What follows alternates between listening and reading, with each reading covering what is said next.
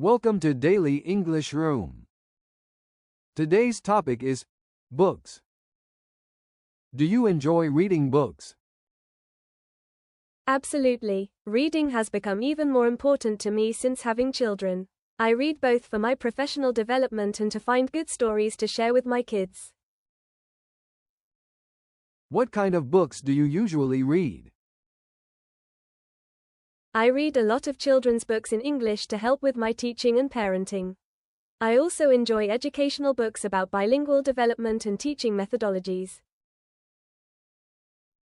Do you prefer physical books or ebooks?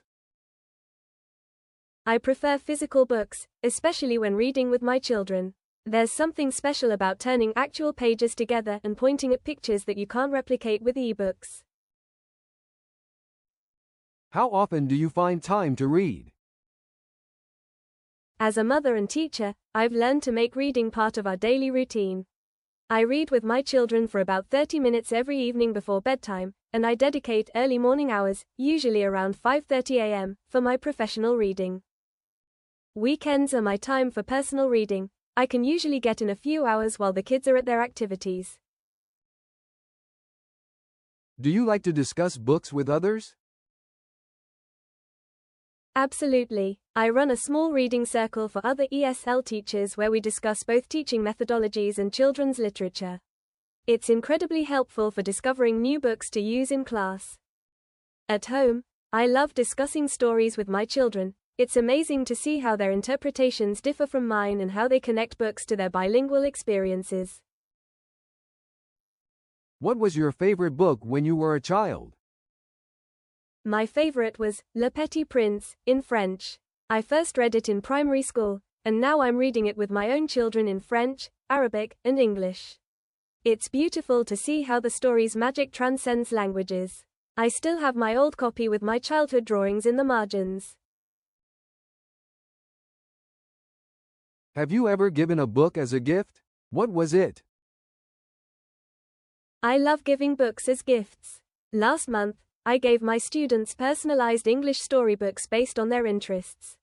For one student who loves space, I chose 100 Billion Stars.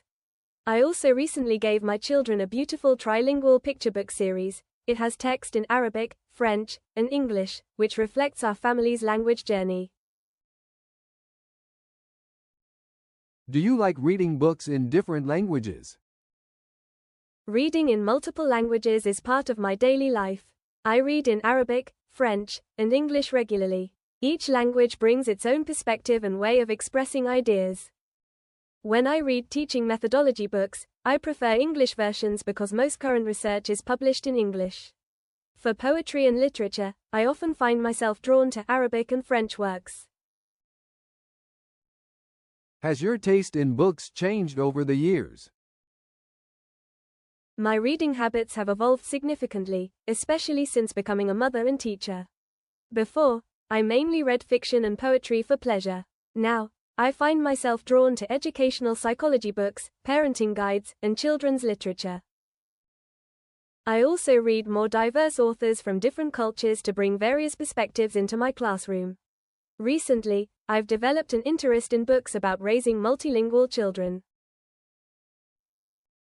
How do you choose which books to read next?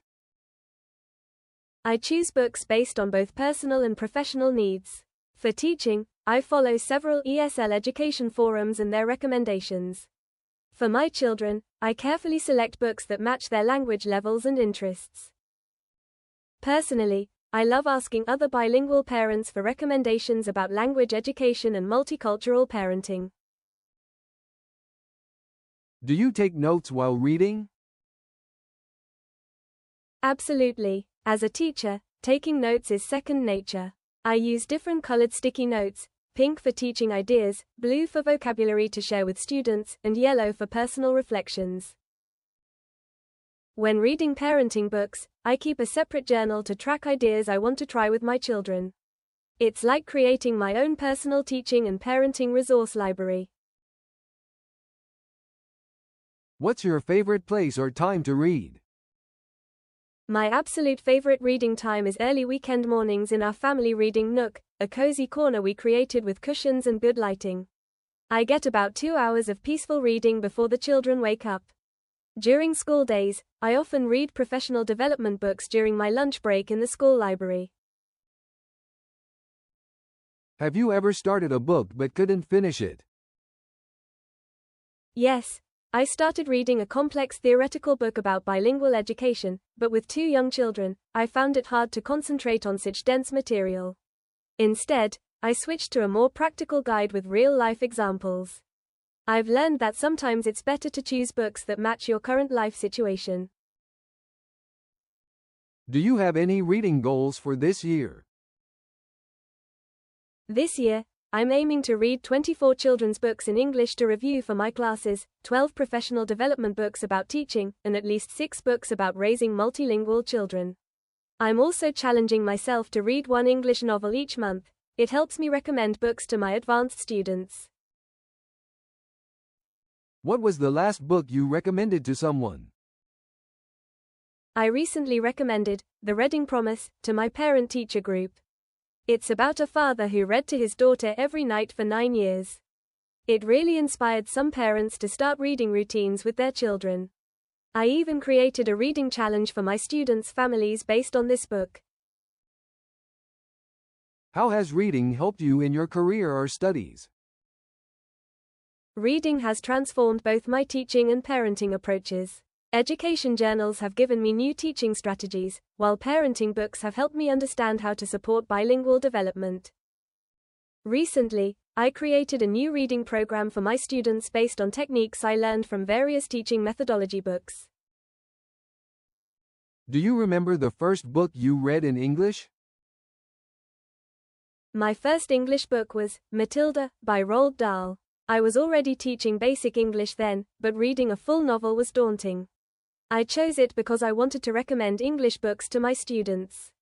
It took me 3 months to finish, but it gave me so much confidence. Now I use excerpts from it in my classes. How do you make time for reading despite your busy schedule? I've incorporated reading into our family routine. When my children do their homework, I read my professional development books. I wake up an hour before everyone else to read in peace, and I always carry an e-book on my phone for unexpected free moments. During school breaks, I dedicate 2 hours every morning to reading teaching methodology books. Have you ever read a book that changed your perspective on life? The Bilingual Brain completely changed my approach to teaching and raising bilingual children. It helped me understand that language mixing is natural and not something to worry about.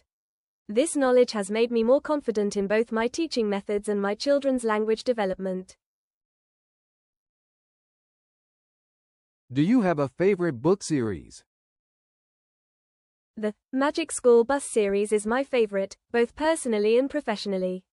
I use them in my classes because they combine science education with language learning. The illustrations help students understand new vocabulary, and the stories are engaging. I've collected both the English and Arabic versions. What do you think about book adaptations, movies, TV shows? As a teacher, I find adaptations can be valuable learning tools. When my students read a book and then watch the adaptation, it helps reinforce their understanding. We often compare and contrast the 2 versions in class, which leads to great discussions about storytelling in different media. Though I usually prefer the books, adaptations can make literature more accessible to language learners. What book would you like to read next? I'm looking forward to reading Translanguaging in Education. As a teacher and mother raising bilingual children, I'm always interested in new approaches to multilingual education. I think it could give me fresh ideas for both my classroom and home. What advice would you give to someone who wants to start reading more? Start with small goals, maybe 15 minutes before bed. As a busy mother and teacher, I've learned that consistency matters more than quantity. Also, always carry a book or e-reader with you. You'd be surprised how many short reading opportunities you can find throughout the day. If you could write a book, what would it be about? I'd write a guide for parents raising multilingual children in Morocco, combining my personal experience with teaching expertise. It would include practical activities, common challenges, and success stories from other families. I think many parents here could benefit from such a resource. That's all for today's daily English room conversation practice. Thank you for joining us. If you enjoyed this video, like, leave a comment, and hit the subscribe button. See you next time.